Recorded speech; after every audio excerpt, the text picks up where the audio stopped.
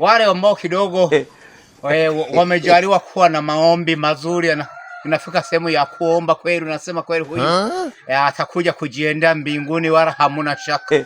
Sasa pale katikati huwa kuna nini kinatokeaga humo katikati? Mtu anabadilisha lugha.